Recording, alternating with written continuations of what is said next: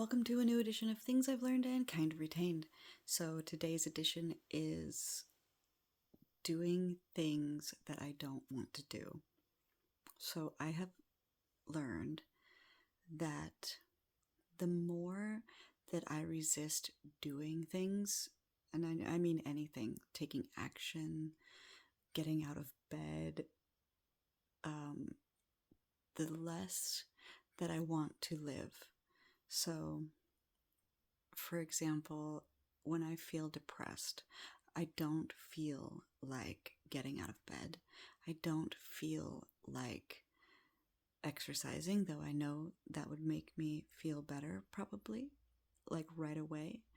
But I resist all of the things that I know will help me just get going. So I have realized that the more that I resist doing something, the kind of like stronger the depression gets. And I found out about a part of the brain called the anterior mid-cingulate cortex. And so this part of the brain has a lot to do with willpower. But what's interesting is it's small, but it gets bigger when we do things that we don't want to do. So Andrew Huberman is a neuroscientist, and he was talking about how the mid-cingulate cortex is smaller in obese people, but it gets bigger when they diet. It's large in athletes. It's large in people that feel like they've overcome some huge milestone. And you can make it bigger by doing things that you don't want to do. So it's not by adding work to yourself, it's by adding things that you don't want to do. So anything that you don't want to do, if you do it,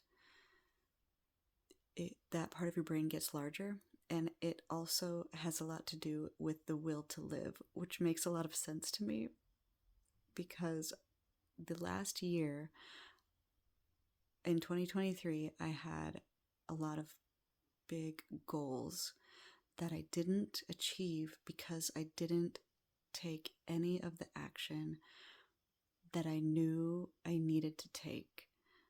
Like, I didn't exactly know which actions, but I knew what my goals were.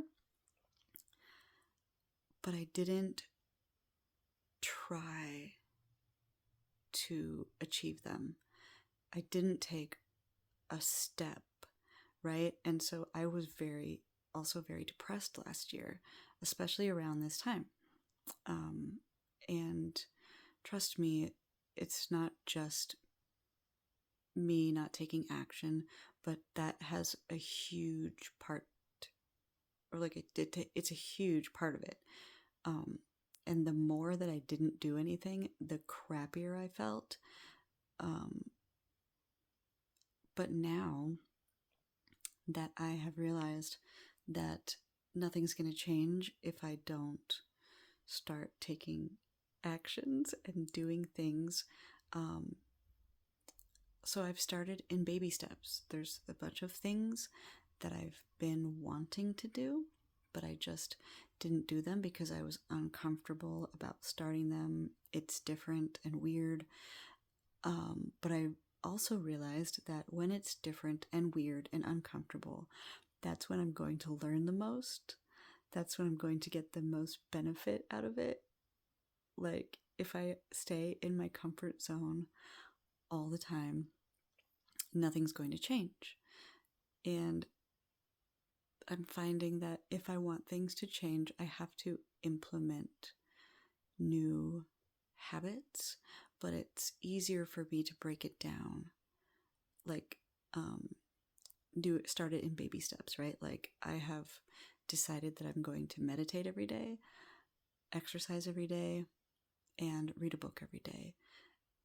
But instead of I'm gonna, like, hit the gym for an hour every week or whatever. I'm just starting off small, 10 minutes a day. And if I don't track it in a way that I can see visually every day and mark my progress, and I had to put it above my bed.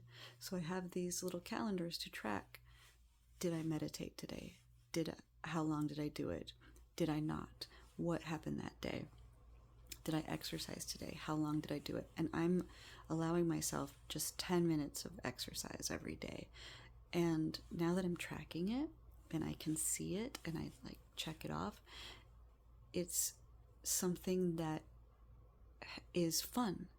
It's something that I'm like, if I didn't do it, before I go to bed, I'm like, oh, is there anything that I didn't do? Like, I'm excited about it now that I'm tracking it, and I'm starting in baby steps, and I'm not like burning myself out. I'm not so sore because I exercised for 30 minutes the day before. I'm doing it little by little, and that is signaling to me. It's helping me to make sure I finish it.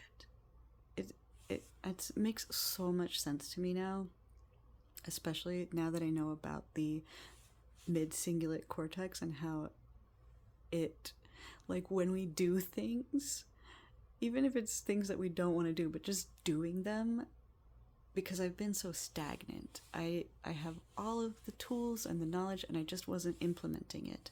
So now I'm implementing it, and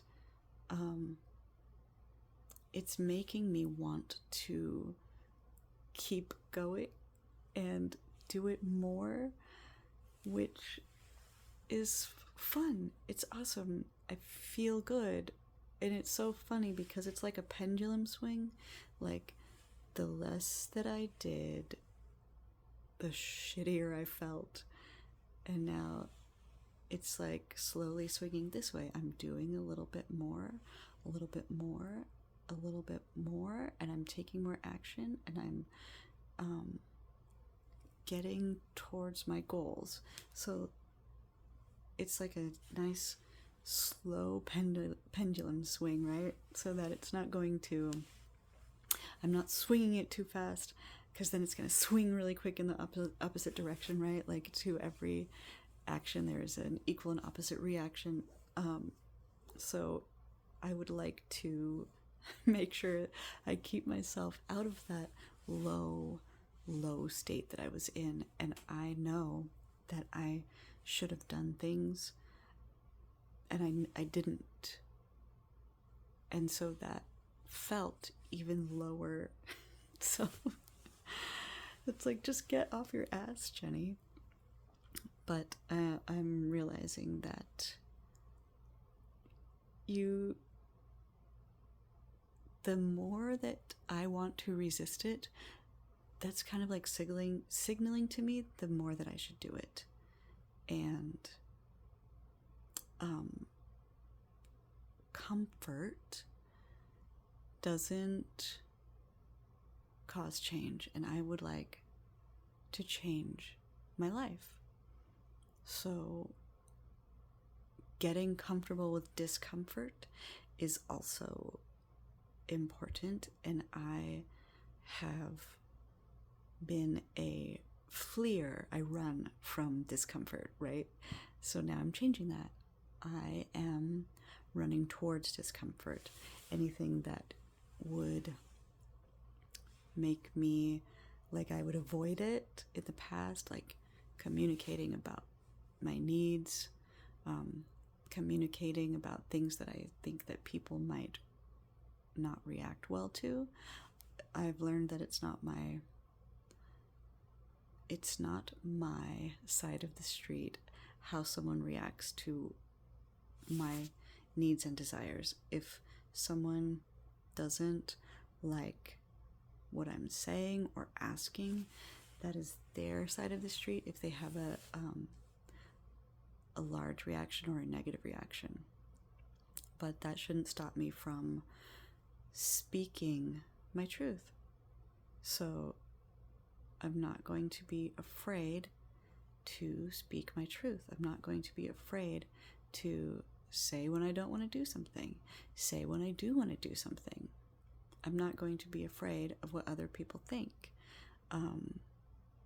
It's all things that I have been uncomfortable with in the past, being my true authentic self. And I'm not going to allow myself to run away from the discomfort of